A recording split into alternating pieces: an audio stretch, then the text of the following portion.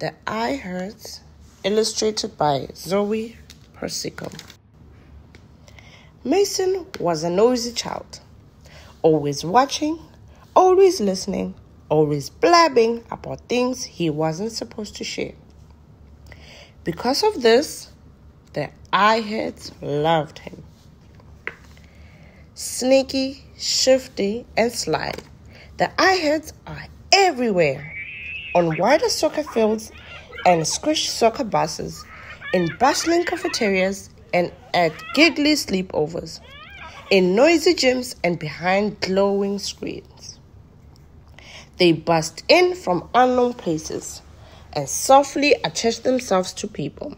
Then they blurt out a secret, sometimes quietly, other times boldly, before the person realizes the Iheards were even there at all. From the moment Mason stepped into school in the morning to the time he hopped off the bus each afternoon, Mason's Iheards filled his head with distracting rumors. I heard Mrs. Williams walks her dog in a stroller. I heard TJ forgets his homework. And I heard Amir is scared of thunderstorms. I had Valerie broke her crayon on purpose. Many people think about their Iheards for a moment or two, but can quickly tuck them away. Mason thought could not. It didn't matter if the Iheards were true or made up, harmless or hurtful. As soon as Mason thought about them, the Iheards burst out. One week, Mason had more Iheards than usual. History Day was not far away, and he still didn't have a presentation partner. Each time someone shied away from joining him, another Iheard burst from Mason's mouth. I heard Cora get super nervous, he mentioned on Monday. I heard Bobby stole Raffles' idea, he tattled on Tuesday. I heard idea doodles all day, he whispered on Wednesday. I heard Henry's mom did the whole presentation for him. By the end of the day, Mason was all alone. He watched his classmates happily laugh together and shared what they learned. The longer he stood by himself, the more Iheards appeared, each one spinning and flitting more than the last. I had the principal locks his kids in the closet. I had Isaac eat his own burgers. I had Purple's teeth are made of candy corn. I had Violet cut her hair in class. I heard Sifley's only friend is a pet squirrel. Mason, a voice suddenly hereby. Are you all right? Mason rolled his eyes at Natalie. I heard you get in everybody's business. I wish you could just leave me alone. Are you sure? Natalie replied. It seems like you don't like being alone. Mason wanted to talk back, but for once he didn't have anything to say.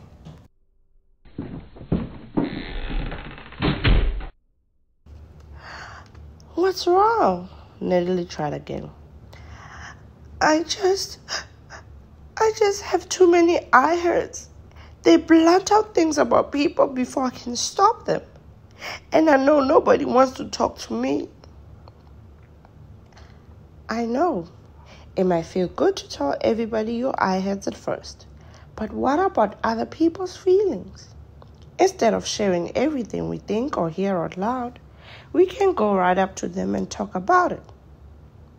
Like, I heard you might be feeling lonely, so I came to see you if I can help.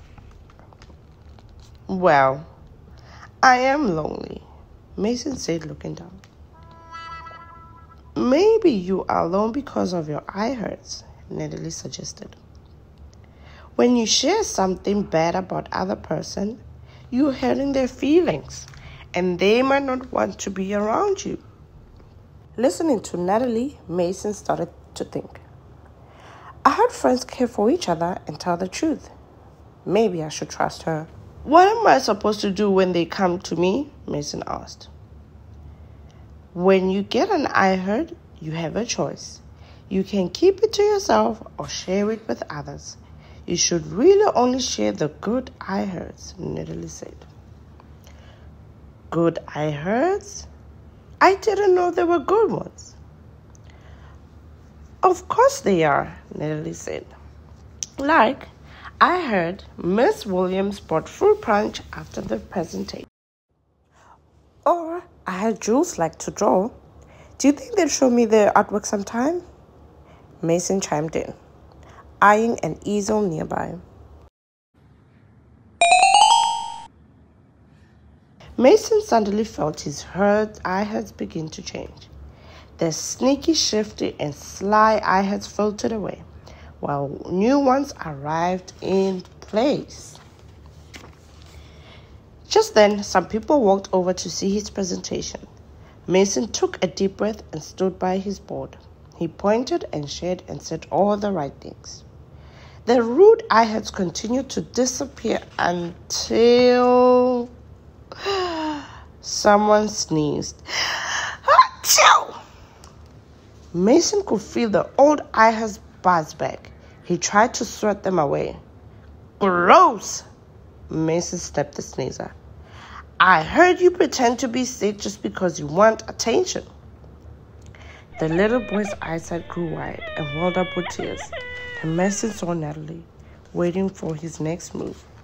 Actually, I heard. Sometimes people make mistakes, he said. I just made a big one. And I'm sorry. Are you feeling okay? Mason's heart pounded in his ears as he turned back to his board. He then finished. He noticed the small group in front of him had grown, and he was not alone anymore. He couldn't help but realize, I heard kind words are the best words. The end.